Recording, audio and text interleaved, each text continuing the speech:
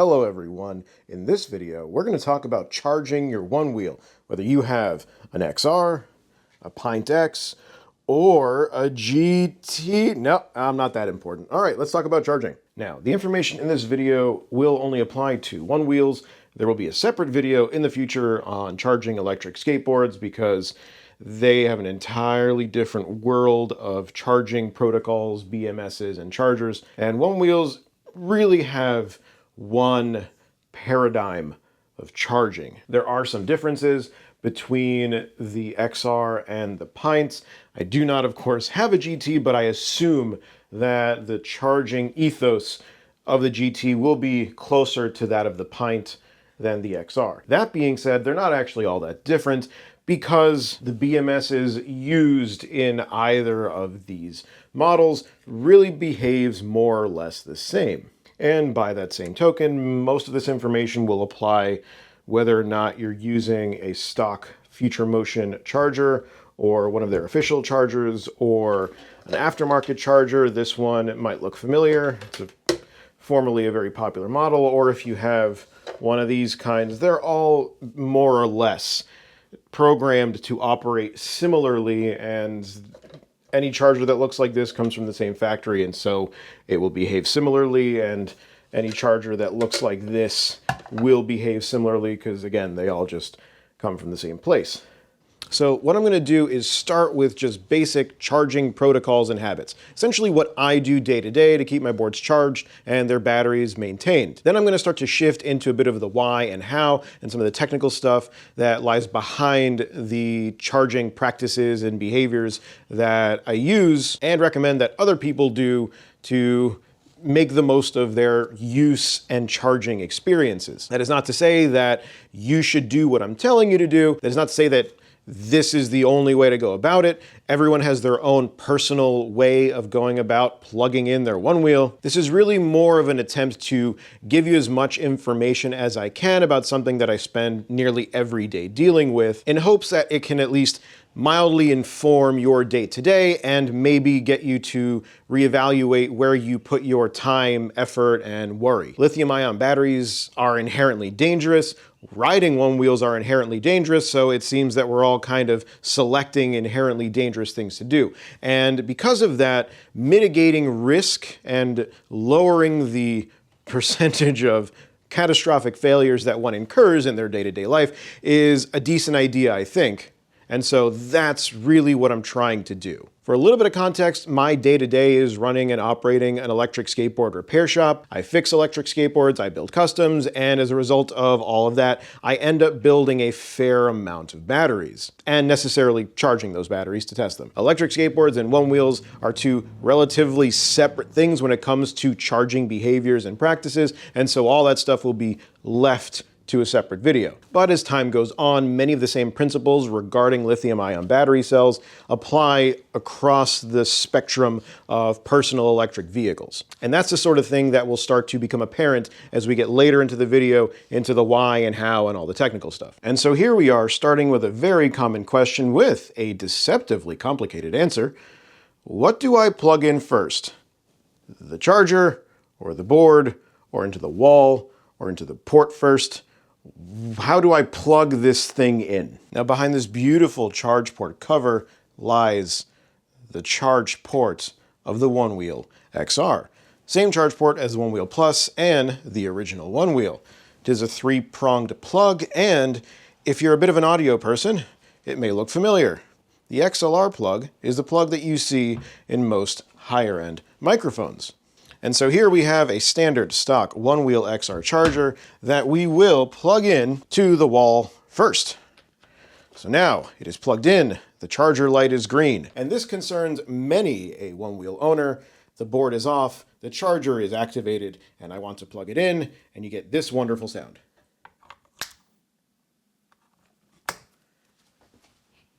The good old pop. What the hell is that? We will talk about that in just a moment. Now, it is charging, it is fine, nothing has exploded, which is good. That's our baseline. Nothing should explode. Now let's try it the other way. This charger is not plugged in to the wall. We will plug it into the board first. No pop.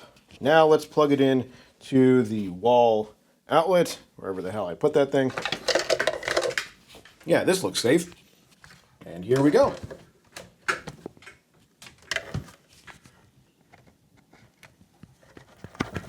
And there you go. It is now charging, the light is red, and there is no pop. Actually, before we even get into what that is, we will go over a third way to plug in your board. Now this is green, it is plugged into the wall, and so this is active. You can turn the board on, and it is on, and then when you plug it in, once the board is on, it begins to charge, the head and tail lights go off, and there is no pop at the charge port. So this is also a viable alternative. And so why? What is happening here? Now it's important to note that this is something that is more or less isolated to the XR model and the Plus, essentially the previous paradigm and architecture of the Onewheel, and it does not seem to be present out in the new gen or current gen. This is a Pint X, oops, and charger's plugged in, board is off, and no pop, nothing. So it is now charging and everything is fine.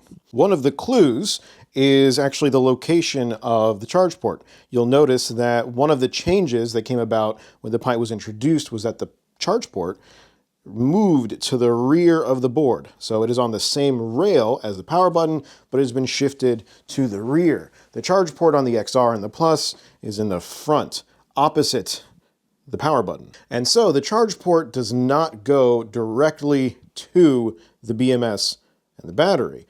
It actually routes through the motor controller in the front box and then goes to the BMS and the battery in the rear. Whereas in the Pint X, and I can only assume they've changed it to be this way in the GT, the charge port travels directly to the BMS and the battery in the rear of the board. So how and why would this mean that this doesn't pop and this does? Now, I want to give a quick thanks to Battery Mooch. He is one of the foremost authorities on lithium-ion batteries, and I will link to his information in the description below. He's an excellent resource when it comes to lithium-ion batteries, and he was kind enough to entertain my musings and let me bounce ideas off of him. And so essentially, the pop, which is an arc, it is a spark that jumps from one surface to the next. And so the differentiating factor between this platform and that platform is the presence of capacitors in the motor controller. So when this travels through the motor controller to the BMS, this setup has quite a bit more capacitance than that. This goes right to the BMS and comparatively has very little capacitance. Now, it's important to understand what a capacitor is, and for that, to do a much better job of explaining it than me rambling on in this particular setting, I'll leave a link in the description below for a video that explains what capacitors are and how they work. And once you've got that going, it explains why you would have the arc, spark, pop, however you want to call it, at this charge port. Now, these are BMSs of one kind or another. This is a BMS, this is a BMS, this is a BMS, this is a very expensive smart BMS, this is a prototype BMS, and they lack capacitors. This is a motor controller, specifically a VESC-based motor controller that will eventually go into a now defunct Onewheel Plus to bring it back to life, and we're going to do a whole DIY Onewheel video on that. This is another motor controller. Underneath this cover is a whole bunch of capacitors that you can kind of see as the light shines on it. So these are capacitors, or at least one kind of capacitors, and you'll notice that they are indeed present on the motor controllers and not so present on the BMSs. And that holds true inside the Onewheel as well. And so what is happening is that when the board is off, the capacitors are empty, and this becomes your power source. Now, the reason it doesn't spark when the board is turned on and you plug it in is because when you turn the board on, the capacitors fill up. Because circuit is completed, the battery is now the power source that is providing the power to the capacitors and they fill up that way, which is why when you plug it in, there is no pop. There's no arc. The capacitors are full, and so the electrical potential, the voltage between the capacitors and this power source are essentially equal, more or less. Not entirely equal, but that's essentially why it doesn't pop. Now that the board is off and it's been sitting for a minute or so, and essentially I assume that the capacitors have been drained, now this is on. And so just to zoom out, why does this not then cause more pops and sparks if this is plugged into the board and then you plug this into the wall? Well, in reality, it often does, and this is where it depends on the charger you're using. This particular plug has a little bit of wear on one of the prongs, and there's a very tiny pop when you plug in a charger. And that will just really depend on how much capacitance there is pre-converter, because these chargers have AC to DC converter and all that other stuff. This charger actually does spark at the outlet plug more so than other chargers. And I have different versions of these for different boards. And even at lower voltages, these apparently have a little bit of extra capacitance, and so there's that. And so that really is a matter of just practicality. And in some cases, it's not necessarily harmful to plug this into your board first and then plug it into the wall, because one might think that damaging this very cheap replaceable wire is more practical than having to deal with any of the wear on this plug or the port itself. I'm not entirely sure if one is better than the next, because if the plug in the outlet is being worn, then so is the interface in the outlet itself. Then that eventually has to be dealt with. But at the same time, is that something that is going to wear to the point where you have to replace it or service it within the lifetime of the board?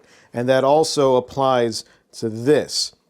When this thing arcs and pops, it happens right at the tip of the plug and the tip of the sleeve in this. Meanwhile, once it's fully inserted, most of the contact that happens in this charge port is along the entire sleeve of each pin. And if you take a look in there, the pins are actually fairly long. And if you take a flashlight and you observe the wear on the tips of the pins and the wear at the start of the sleeves, you'll notice that the actual wear that happens from successive pluggings in is very minimal, especially when you compare to the contact area of each pin in that charge port. And so that's something to consider when you're trying to decide, do I plug this in first? Do I plug that in first? Now, of course, you can just turn the board on. This is plugged in. Plug it in. I'll just assume that that's plugged in. And fine, there's no arc, there's no pop, nothing, and then that's okay, because when the board is on, the capacitors are filled, and no problem there. So I'm not going to tell you which way to do it. I don't have a particular way that I plug in an XR that is magical, that solves all these problems, because I really do think, in effect, it doesn't actually matter all that much. It might matter to you because you could be someone that rides so much that you're charging your board 4 to 5 times a day, and you're starting to see an extreme amount of wear at the charge port or the charge plug, and that could be something that you personally need to address. And so this is the sort of thing where it's good to survey the entire situation and then use that information to inform how you're going to deal with this setup. Now, once again, plugging in the Pint and the Pint X, and I'm assuming the GT, that is not an issue because this goes right into the BMS, and it does not appear that there is a whole lot of capacitance in the BMS, and that seems to be something that is common across most lithium-ion battery BMSs, whether it's the Onewheel or an electric skateboard or a scooter or what have you. And so now that we've spent about a decade talking about how to plug a Onewheel in, we are going to move on to a subject that I have to admit gives me great amounts of anxiety and and fear about talking in the video because this can be a very divisive and touchy subject for many one-wheel folks, and that's the issue of what do you do when the charge light turns green? Do you leave it plugged in? Do you immediately take it off? Do you unplug it when it's at 90% because batteries don't like being full? What about balance charging? Like I said, this subject is something that gives me a ton of anxiety. I have been meaning to put this into a video for a very long time, and it's because of that anxiety that I am happy to tell you that this segment of the video is brought to you by Flow State CBD from The Float Life. Now, I realize that sounds like a bit of a meme, but I do struggle quite severely with anxiety. And I have been trying this for a couple of weeks, and there have been instances where this has made a difference. But considering that my substance imbibing for most of my adult life has essentially just been coffee, adding this to the repertoire when I need a little bit of something to push me into being productive and feeling and acting like a human, I am quite grateful to have added this as an occasional push into the goings-on of my day-to-day. And even more important to mention is it might be a good idea to support the companies that support content creation. Between the repair shop and this channel, this is essentially my job now, neither facet of which is particularly lucrative. And so the support of the Float Life in this journey to continue to create content for you all, I am very much appreciative. So if you're interested in a product like this anyway, do us both a favor, check out my link in the description below. You'll get a discount on Float Life's CBD products, and it helps to support the channel. So once again, a big thank you to the Float Life for their support, and now back to the video. Moving on, a short note on charging rates. Now, when you're looking at your charger, you will notice that it has two parts of the charger's rating. There is the voltage, which for the Onewheel XR and the Onewheel Pint and Pint X will be 63 volts. And then you have the amperage rating, which could be anywhere from 1.2 to 1.5 to 3 to 6 amps. Amps is a rating of current, and that relates to the capacity of the battery pack itself. In any case, it could be 2.8 amp hours, 3 amp hours, 6 amp hours, so on and so forth. I will have a little bit of math floating around somewhere on the screen, but all you really need to know is that there is essentially a 1-to-1 ratio of charge speed to the ratings as they correspond on the charger and battery. If you have a 6 amp hour capacity battery pack and your charger is outputting a speed, more or less, of 6 amps, it will take roughly 1 hour for that battery pack to charge. And so this is the sort of simple math that you can do looking at both a charger and what you know of your battery pack, and it's how we know that charging a Pint X with the included stock charger takes approximately 4 months. And so you've plugged in your board, you've left it there, it has charged, and the light on the charger has turned green. Now what do? Well, generally speaking, if you need to use the board, you unplug it and then you go ride it. But what about leaving it on? What is balance charging? What is cell balancing?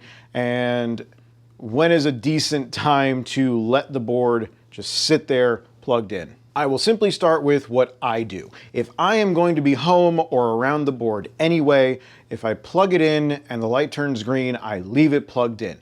If I need to use the board right away, I will of course unplug it or unplug it whenever I need to go ride. But if I am going to be around, I will just leave the board plugged in. Despite what many folks say, having a board sit there for a day or two at full charge is fine. I will explain later on why it's fine, but just for now, for the sake of getting that information out there first, that is just what I do. If you don't do that and you just plug it in until the light turns green and then unplug it, that's also generally fine. For the most part, the less you worry about it, the better off you're likely to be until you start running into issues, which may or may not happen anyway. Now, shifting a little bit more towards the technical side of things, the green light on the charger does not necessarily mean that it is 100% full. In fact, the idea of a battery's charge or state of charge existing in percentages is mildly a nebulous thing. It's defined any number of ways, and I believe as far as it stands now, the percentages that the Onewheel app, for example, would show you of your board state of charge is more so dependent on measurements of amp hours in versus out, and so it may or may not relate to the voltages of each cell and things like that. And so looking at the green light is not the best way to gauge, is the board completely and utterly, totally charged? The charge light on the charger turns green when the charging rate has reached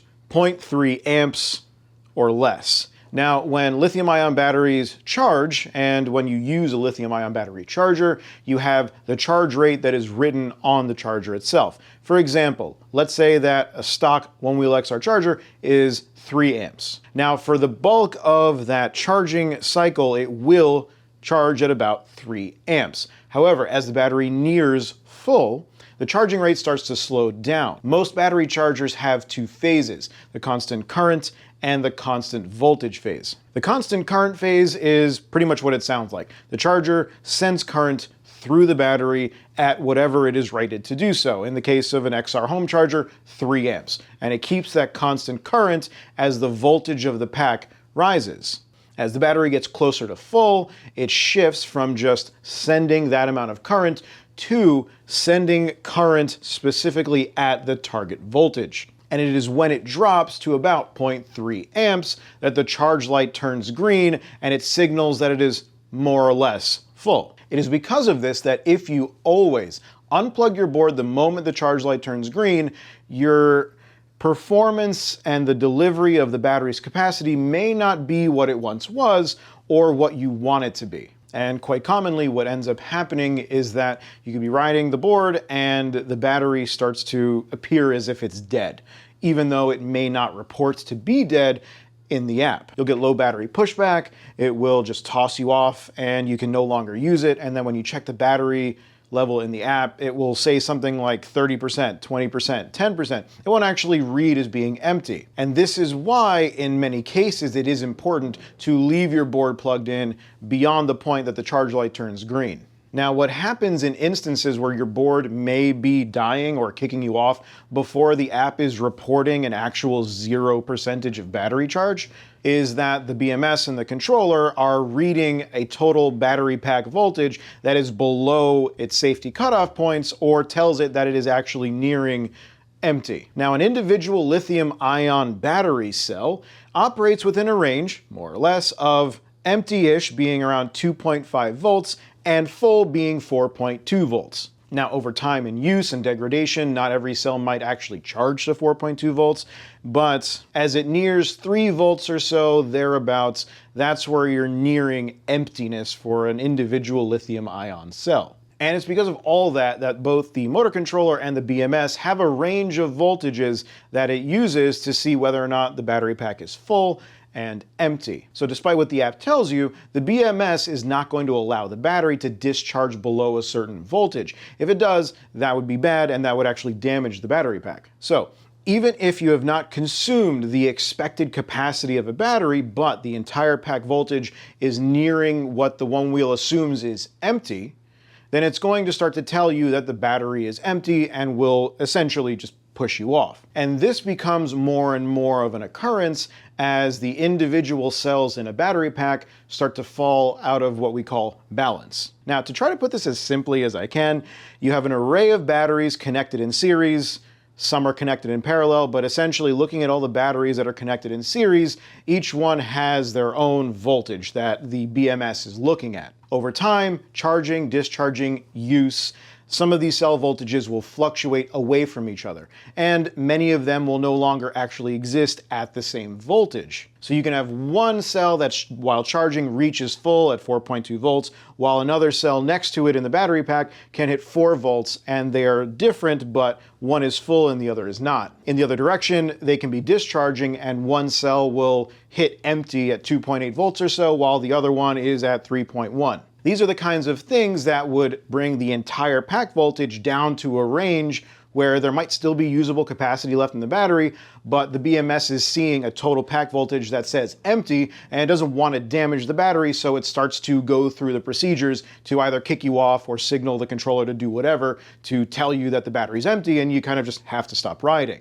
That's why quite often you'll find that you're at half the battery and according to the app, and it'll just kick you off anyway. It's because either some of the cells are dropping to their empty voltage or the entire pack is being brought down to what the BMS sees as empty. So what do you even do about it? Well, you leave it on the charger. Now, this is where the green light becomes a little bit of a point of confusion. The green light only shows up when the charging rate has slowed to 0.3 amps. However, the balance cycle of a charge cycle really only happens beyond that. Usually it happens when the BMS sees that most of the cells in a battery pack have reached a certain voltage. It could be 4.1 volts or 4.15, which is close to full, but not really full. And then what it'll do is it'll charge the battery, it'll bleed some energy off from some of the cells to bring them more in line, and then it will bring the pack voltage up again and then bleed some more cells off, so on and so forth until more or less all the cells are close in voltage,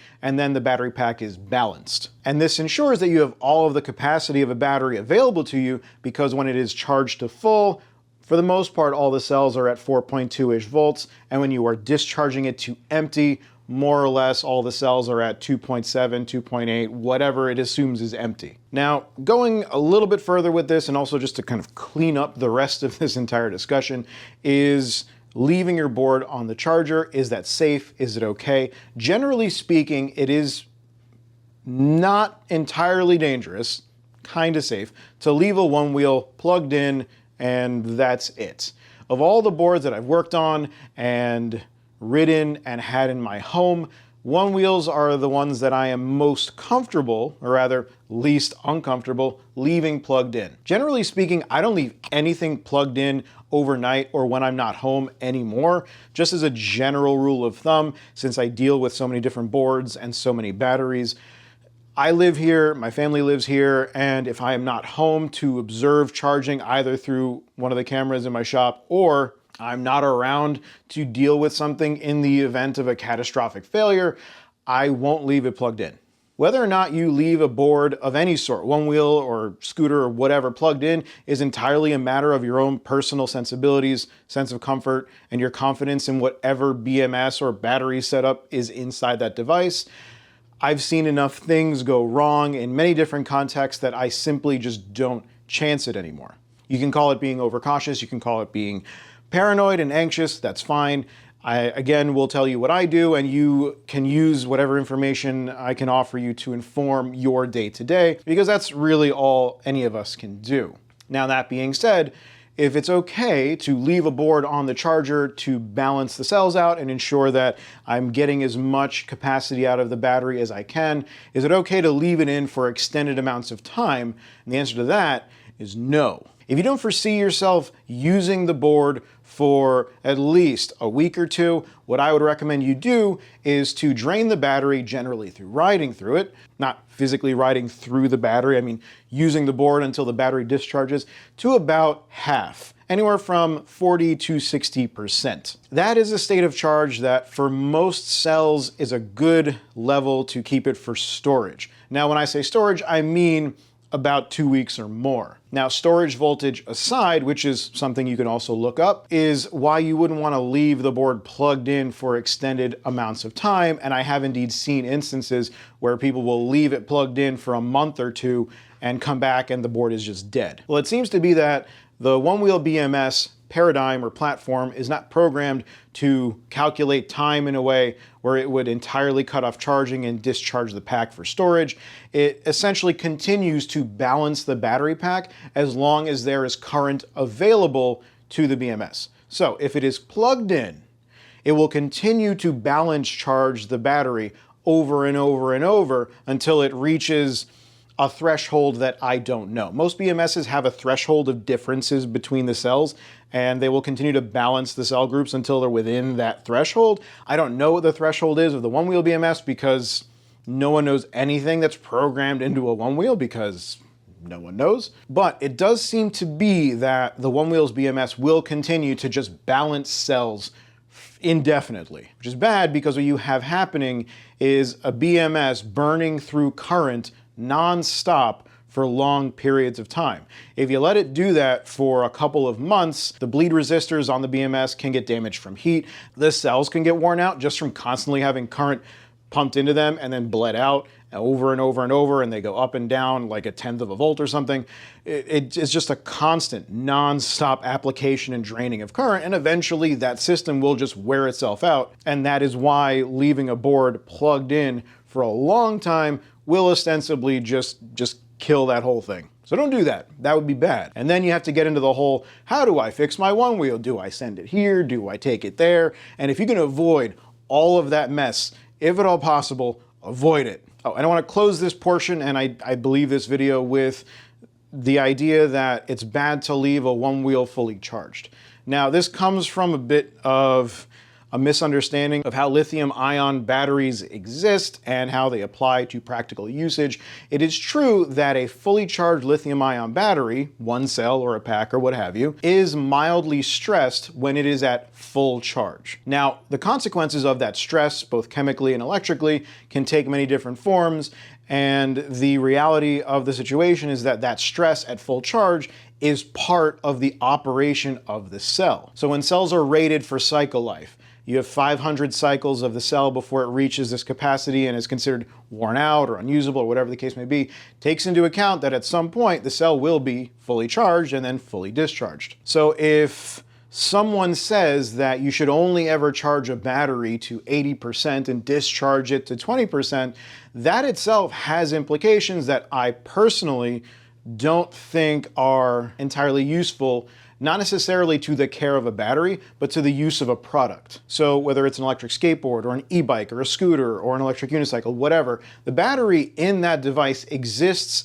at the service of the device itself. And so if you have a Onewheel XR and you expect to get 18 miles out of a charge, you won't get that if you only ever charge it to 80% and you only ever ride it down to 20%. You've eliminated an entire chunk of the capacity of a battery, and if that's all you're doing to maintain the health of a battery, so it's never stressed by being full, then you've essentially chosen to give up that range anyway, at which point you're just giving up your regular access to the full range of the product for, I don't know, the expectation of one day, 5 years from now, having an extra couple of miles should you ever choose to ever charge your board to full. Now, I've had my Onewheel XR since November 2018. It is now February 2022, and it is still on the original battery. My Onewheel XR's battery charges to full, it balances fine, and I can ride it down still to 1%. I've only ever gotten it down to 0% twice in the last X amount of years I've owned it, but it does give me, for all intents and purposes, the majority of the charge that it has since I first got it. That doesn't mean that my way of handling a board is any better or worse than anyone else's. This is just what I can offer you in terms of one perspective, doing what I do with the Onewheel that I have. As always, I very much appreciate your viewership. Thank you so much for watching. If you haven't already, please do subscribe. There is so much more content coming. If I can only bring myself to edit all of it, there's so much stuff that I've filmed already, and I'm very excited to share it with all of you. If you have indeed made it this far, thank you so much for sticking it out. I really honestly hope that any of this information is useful to you. I will be making more videos that are similar to this, hopefully a little bit shorter, with regard to different types of PEV charging. And if there's anything I missed, got entirely and totally wrong, do let me know in the comments below. I apologize in advance. Try not to fall, and take care of yourselves.